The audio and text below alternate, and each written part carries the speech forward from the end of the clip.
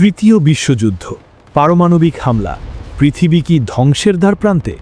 আজ মধ্যপ্রাচ্যের পরিস্থিতি দেখে আমরা চরম আতঙ্কে ভুগছি। কিন্তু আপনি কি জানেন, আজ থেকে 1400 বছর আগে কোনো স্যাটেলাইট বা ইন্টারনেট ছাড়াই আমাদের প্রিয় নবী সাল্লাল্লাহু আলাইহি ওয়াসাল্লাম ঠিক এই সময়টার এবং এই জায়গাগুলোর এক ভয়ঙ্কর নিখুঁত বর্ণনা দিয়ে গেছেন। তিনি এমন এক মহাযুদ্ধের কথা বলেছেন যার ভয়াবহতা এত বেশি হবে যে একটা পাখি লাশের ওপর দিয়ে উড়তে উড়তে ক্লান্ত হয়ে নিচে পড়ে যাবে, কিন্তু লাশের শেষ দেখতে পাবে না। আজ মধ্যপ্রাচ্যে যা ঘটছে তা কোনো সাধারণ যুদ্ধ নয়, এটা হলো মানব ইতিহাসের সবচেয়ে বড় ধ্বংসলীলার পদধ্বনি। কি হতে যাচ্ছে সামনের দিনগুলোতে? দাজ্জালের আগমন কি খুব কাছাকাছি? আর কবেই বা নামবেন হজরত ঈসা আলাইহিস সালাম? বুকের ধুকপুকানি বাড়িয়ে দেওয়া 1400 বছর আগের সেই ভবিষ্যৎবাণীগুলো আজ কিভাবে অক্ষরে অক্ষরে সত্য হচ্ছে, চলুন সেটাই আজ আপনাদের জানাবো। কথা দিচ্ছি, ভিডিওর শেষ পর্যন্ত পৌঁছালে আপনার দুনিয়া দেখার দৃষ্টিভঙ্গি পুরোপুরি বদলে যাবে। পৃথিবীর মানচিত্রের দিকে তাকালে আপনি দেখতে পাবেন সিরিয়া, ফিলিস্তিন, লেবানন এবং জর্ডান। এই পুরো এলাকাটাকে ইসলামী ইতিহাসে বলা হয় মুলকে শাম বা শাম দেশ। আর এর একটু পাশেই রয়েছে ইরাক এবং ইরান, যাকে আগে পারস্য বলা হতো।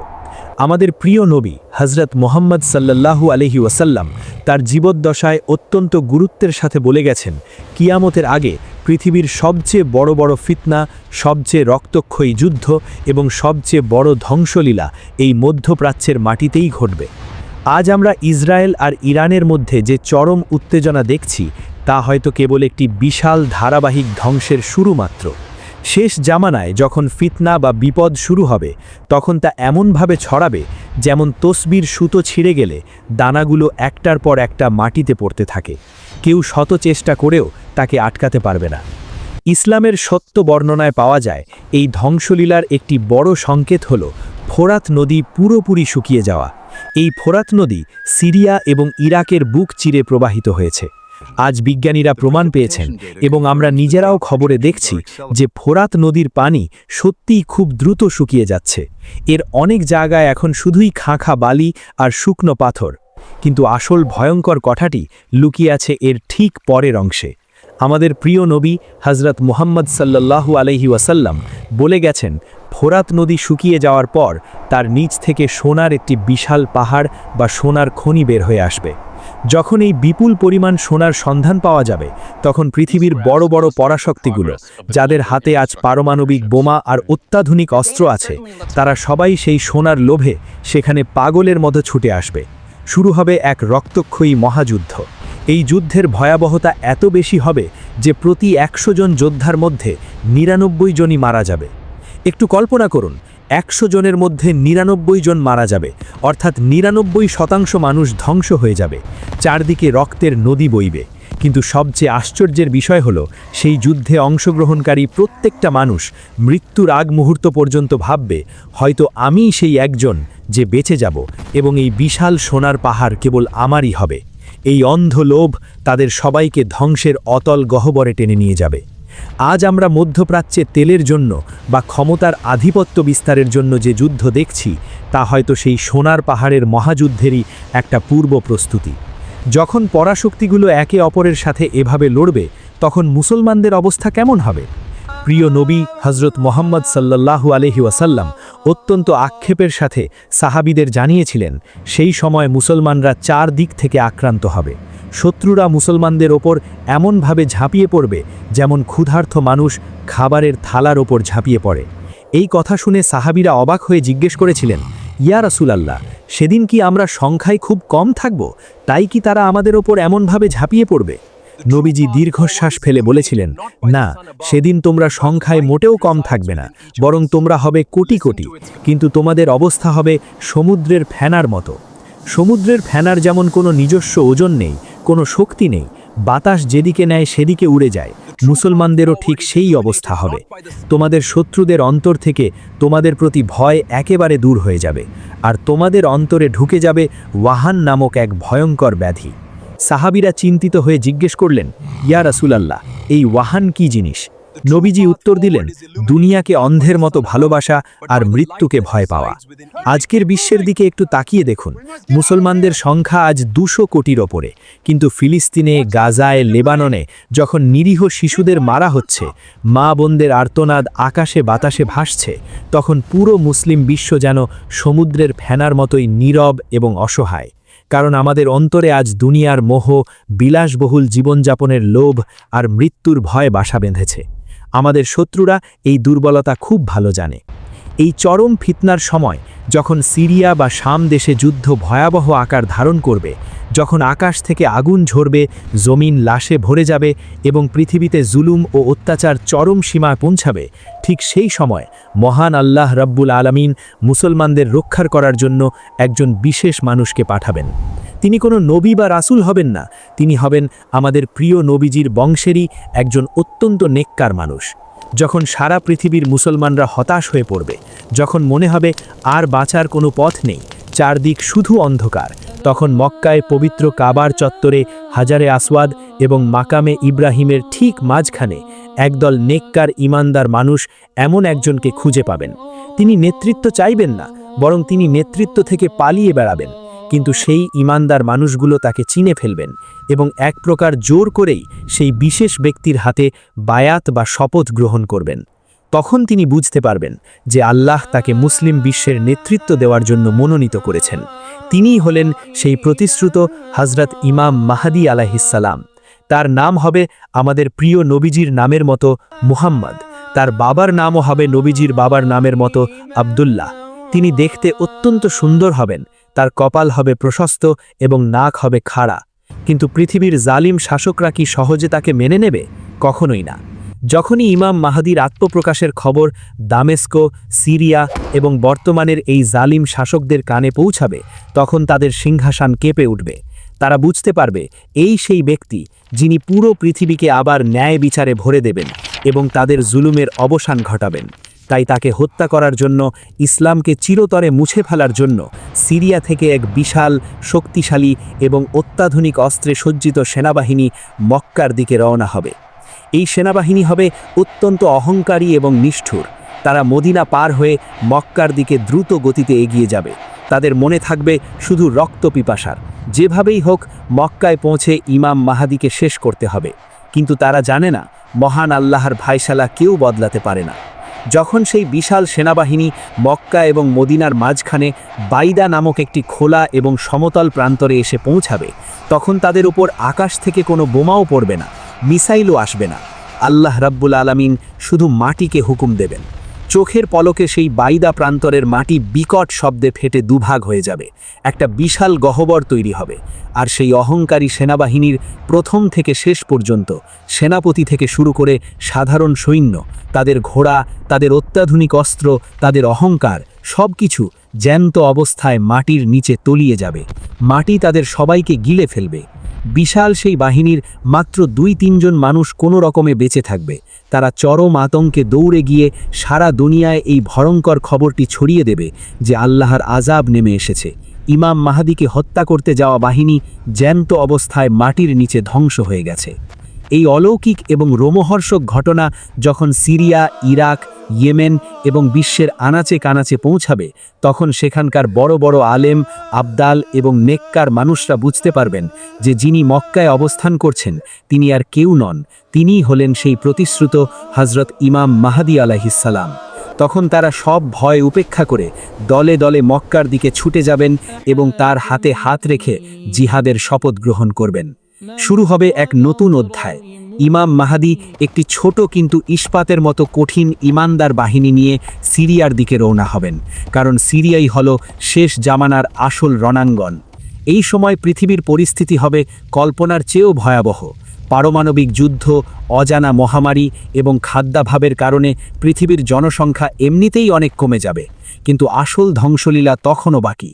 এই সময় মুসলিমদের সাথে রোমান বা খ্রিস্টানদের, যাদের আমরা এখন পশ্চিমা বিশ্ব বা ইউরোপ, আমেরিকা বলি, তাদের একটি শক্তিশালী শান্তি চুক্তি হবে। তারা মিলে একটি অভিন্ন এবং ভয়ঙ্কর শত্রুর বিরুদ্ধে যুদ্ধ করবে এবং জয়লাভও করবে। কিন্তু এই বন্ধুত্ব বেশি দিন টিকবে না। যুদ্ধের পর যখন তারা এক জায়গায় বসে বিজয় উদযাপন করবে, তখন এক অহংকারী খ্রিস্টান সৈন্য একটা ক্রুশ উঁচু করে ধরে চিৎকার করে বলবে, আজ ক্রুশের জয় হয়েছে, যিশুর জয় হয়েছে। এই কথা শুনে পাশেই থাকা একজন মুসলিম সৈন্য তার রাগ সামলাতে পারবে না। সে গর্জে উঠে বলবে, না, জয় কেবল আল্লাহের হয়েছে। এই বলে সে ওই খ্রিস্টান সৈন্যকে আঘাত করে হত্যা করে ফেলবে। আর ঠিক এই একটি ঘটনাই হবে সেই মহাযুদ্ধের বা আল মালহামাতুল কুবরার স্ফুলিঙ্গ। এই স্ফুলিঙ্গ এমন এক দাবানল তৈরি করবে যা পুরো পৃথিবীকে গ্রাস করে নেবে। পশ্চিমা বিশ্ব চরম ক্ষোভে এই শান্তি চুক্তি ভেঙে ফেলবে। তারা বলবে, মুসলমানরা আমাদের সাথে বিশ্বাসঘাতকতা করেছে। তারা বিশাল এক আন্তর্জাতিক জোট তৈরি করবে। নবীজি বলে গেছেন, তারা ৮০টি দেশের পতাকা নিয়ে মুসলমানদের বিরুদ্ধে সিরিয়ার দিকে ধেয়ে আসবে। প্রতিটি পতাকার নিচে থাকবে ১২,০০০ সৈন্য, অর্থাৎ প্রায় ১০ লাখের কাছাকাছি এক বিশাল দানবীয় সেনাবাহিনী। তাদের কাছে থাকবে সর্বাধুনিক প্রযুক্তি আর ভয়ঙ্কর সব মারণাস্ত্র। তাদের লক্ষ্য হবে একটাই, সিরিয়ার মাটি থেকে ইসলামকে এবং মুসলমানদের চিরতরে মুছে ফেলা। তারা সিরিয়ার দাবিক বা আমাক নামক প্রান্তরে এসে তাদের বিশাল তাঁবু ফেলবে। অন্যদিকে হজরত ইমাম মাহদী আলাইহিসসালামের নেতৃত্বে মদিনা, ইরাক, ইয়েমেন এবং অন্যান্য জায়গা থেকে আসা মুসলমানদের সেরা মুজাহিদ বাহিনী তাদের মোকাবিলা করার জন্য প্রস্তুত হবে। তারা সিরিয়ার দামেস্কের কাছাকাছি গুতা নামক জায়গায় অবস্থান নেবে। এই যুদ্ধ কোনো সাধারণ যুদ্ধ হবে না, এটি হবে মানব ইতিহাসের সবচেয়ে রক্তক্ষয়ী এবং ভয়াবহ লড়াই। যুদ্ধের ময়দানে যখন দুই বাহিনী মুখোমুখি হবে, তখন খ্রিস্টানরা মুসলিমদের প্রস্তাব দেবে, তোমাদের মধ্য থেকে যারা আমাদের ধর্ম ছেড়ে তোমাদের ধর্মে গেছে, অর্থাৎ যারা ইসলাম গ্রহণ করেছে, তাদের আমাদের হাতে তুলে দাও, আমরা শুধু তাদের সাথে যুদ্ধ করব, তোমাদের সাথে আমাদের কোনো শত্রুতা নেই। কিন্তু মুসলিমরা এক বাক্যে বীরের মতো উত্তর দেবে, আল্লাহর কসম, আমরা আমাদের ভাইদের তোমাদের হাতে তুলে দেব না, আমরা তাদের রক্ষার জন্য নিজেদের শেষ রক্তবিন্দু দিয়ে লড়াই করব। শুরু হবে সেই ভয়ঙ্কর মহাযুদ্ধ। সিরিয়ার সেই দাবিক বা আমাক প্রান্তর মুহূর্তের মধ্যে পরিণত হবে এক মৃত্যুপুরীতে। চারদিকে শুধু লাশের পাহাড়, বাতাস ভারী হয়ে উঠবে রক্তের গন্ধে। তলোয়ার, বর্ষা আর আধুনিক অস্ত্রের ঝনঝনানিতে আকাশ বাতাস কেঁপে উঠবে। টানা ৩ দিন ধরে চলবে এই নারকীয় লড়াই। নবীজি বলেছেন, এই যুদ্ধে মুসলিম বাহিনীর ৩ ভাগের ১ ভাগ সৈন্য শহীদ হয়ে যাবে, যারা আল্লাহর কাছে শ্রেষ্ঠ শহীদের মর্যাদা পাবে। আর ১/৩ সৈন্য যুদ্ধের ভয়াবহতা দেখে, লাশের স্তূপ দেখে ভয়ে ময়দান ছেড়ে পালাবে। নবীজি বলেছেন, যারা এই ময়দান ছেড়ে পালাবে, আল্লাহ তাদের তওবা কখনোই কবুল করবেন না। বাকি রইল শুধু ১/৩ সৈন্য। এই অল্প সংখ্যক মুজাহিদ, যাদের নেতৃত্বে আছেন স্বয়ং হজরত ইমাম মাহদী আলাইহিসসালাম, তারা মৃত্যুভয় সম্পূর্ণ জয় করে নেবেন। তারা নিজেদের মধ্যে শপথ করবেন, হয় আমরা বিজয়ী হয়ে ফিরব, না হয় এই ময়দানেই শাহাদত বরণ করব, কিন্তু আমরা এক কদমও পিছু হটব না। শুরু হবে ৪র্থ দিনের যুদ্ধ। এটি ছিল এক চরম অসম লড়াই। ১০ লাখের কাছাকাছি পশ্চিমা সৈন্যের বিপরীতে মুষ্টিমেয় কয়েকজন মুসলিম। কিন্তু যাদের সাথে স্বয়ং আল্লাহ থাকেন, তাদের সংখ্যা দিয়ে বিচার করা যায় না। মুমিনদের এই অবিচল ঈমান আর ত্যাগের কারণে আল্লাহ রাব্বুল আলামিন আসমান থেকে তার গায়েবী সাহায্য পাঠাবেন। সেই দিন মুসলিম বাহিনী এমন এক প্রচণ্ড এবং মরণপণ আক্রমণ চালাবে, যা শত্রু বাহিনী স্বপ্নেও কল্পনা করতে পারেনি। মুসলিমদের আল্লাহু আকবর ধ্বনিতে শত্রুদের বিশাল ব্যূহ তাসের ঘরের মতো ভেঙে পড়বে। শত্রুদের মধ্যে হাহাকার পড়ে যাবে, তারা ছত্রভঙ্গ হয়ে পালাতে শুরু করবে। এক পর্যায়ে আল্লাহ মুসলিমদের চূড়ান্ত বিজয় দান করবেন। পরাশক্তিদের দম্ভ চিরদিনের জন্য চূর্ণ বিচূর্ণ হয়ে যাবে। বিজয়ের পর মুসলিম সৈন্যরা যখন ক্লান্ত শরীরে তাদের অস্ত্রগুলো জয়তুন গাছের ডালে ঝুলিয়ে রাখবে, যখন তারা স্বস্তির নিঃশ্বাস ফেলে যুদ্ধলব্ধ সম্পদ ভাগবাটোয়ারা করতে বসবে, তাদের মনে তখন এক বিশাল শান্তি। এত বড় একটা ফিতনা দূর হলো, ইসলাম বিজয়ী হলো। কিন্তু তাদের এই আনন্দ বেশিক্ষণ স্থায়ী হবে না। হঠাৎ করেই এক বিকট চিৎকার শোনা যাবে। কেউ একজন চিৎকার করে বলবে, হে মুসলমানরা, তোমরা এখানে বসে সম্পদ ভাগ করছো, আর ওদিকে তোমাদের বাড়ি ঘরে তোমাদের পরিবার পরিজনের কাছে দাজ্জাল হানা দিয়েছে, দাজ্জাল বেরিয়ে পড়েছে। দাজ্জাল, এই নামটা শোনা মাত্রই মুজাহিদদের বুকের রক্ত হিম হয়ে যাবে। যে দাজ্জালের ফিতনা থেকে বাঁচার জন্য আদম আলাহিসাল্লাম থেকে শুরু করে শেষ নবী পর্যন্ত সবাই সতর্ক করেছেন, সেই দাজ্জাল। তারা তাদের সব সম্পদ সেখানেই ফেলে দেবে, নিজেদের পরিবারকে বাঁচানোর জন্য পাগলের মতো ঘোড়া ছুটিয়ে বাড়ির দিকে রওনা হবে। কিন্তু যখন তারা তাদের গন্তব্যে পৌঁছাবে তখন তারা দেখবে এটা ছিল একটা মিথ্যা খবর। দাজ্জাল তখনও বের হয়নি। শয়তান তাদের ধোঁকা দেওয়ার জন্য এবং তাদের মনে আতঙ্ক সৃষ্টি করার জন্য ওই চিৎকার করেছিল। তবে এই স্বস্তিও হবে খুবই ক্ষণস্থায়ী, কারণ তারা যখন নিশ্চিত হবে যে দাজ্জাল বের হয়নি, ঠিক তার কিছুদিন পরই সত্যিকারের দাজ্জাল তার ভয়ঙ্কর রূপ নিয়ে আত্মপ্রকাশ করবে। সে সিরিয়া এবং ইরাকের মাঝখানের কোনো এক জায়গা থেকে বের হয়ে আসবে। দাজ্জালের আত্মপ্রকাশের সাথে সাথে পৃথিবীতে এক ভয়াবহ বিপর্যয় নেমে আসবে। দাজ্জালের এক চোখ কানা থাকবে, চোখটি আঙুরের মতো ফোলা থাকবে, তার কপালে স্পষ্ট অক্ষরে লেখা থাকবে কাফের, যা অক্ষর জ্ঞান না থাকলেও পৃথিবীর প্রতিটি প্রকৃত মুমিন পড়তে পারবে। কিন্তু যাদের ঈমান নেই তারা অন্ধ হয়ে থাকবে। দাজ্জাল নিজেকে খোদা দাবি করবে। তার এক হাতে থাকবে বিশাল আগুনের নদী বা জাহান্নাম, যা আসলে হবে সুশীতল জান্নাত, আর অন্য হাতে থাকবে জান্নাত, যা আসলে হবে ভয়ঙ্কর জাহান্নাম। সে আকাশকে হুকুম দিলে বৃষ্টি পড়বে, মাটিকে হুকুম দিলে ফসল ফলবে। সে মৃত মানুষকে জ্যান্ত করার জাদুকরী ভেলকি দেখাবে। পৃথিবীর বেশিরভাগ মানুষ, বিশেষ করে যাদের ঈমান দুর্বল, তারা তার জাদুতে মুগ্ধ হয়ে তাকেই খোদা মেনে নেবে এবং তার ধ্বংসের ফাঁদে পা দেবে। দাজ্জাল তার বিশাল বাহিনী নিয়ে তীব্র বেগে পুরো পৃথিবী চষে বেড়াবে। সে পবিত্র মক্কা এবং মদিনায় ঢোকার চেষ্টা করবে, কিন্তু পাহারারত ফেরেস্তারা খোলা তলোয়ার হাতে তাকে বাধা দেবে। মদিনার মাটি 3 বার কেঁপে উঠবে এবং মদিনা থেকে সব মুনাফিকরা বের হয়ে দাজ্জালের সাথে যোগ দেবে। এরপর দাজ্জাল ক্ষিপ্ত হয়ে সিরিয়ার দিকে হজরত ইমাম মাহদী আলাহিসাল্লামের বাহিনীর দিকে ধেয়ে আসবে। হজরত ইমাম মাহদী আলাহিসাল্লাম এবং তার অল্প সংখ্যক মুমিন সঙ্গী তখন দামেস্কের এক মসজিদ, যা বর্তমানে উমাইয়া মসজিদ নামে পরিচিত, সেখানে আশ্রয় নেবেন।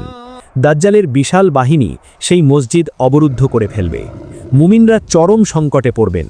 তাদের কাছে কোনো খাবার থাকবে না, পানি থাকবে না। তখন মুমিনদের খাবার হবে কেবল আল্লাহর জিকির, তাসবিহ আর তাকবীর। তারা বুঝতে পারবেন যে দাজ্জালের অসীম জাদুকরী ক্ষমতার সাথে সরাসরি লড়াই করার সামর্থ্য তাদের নেই।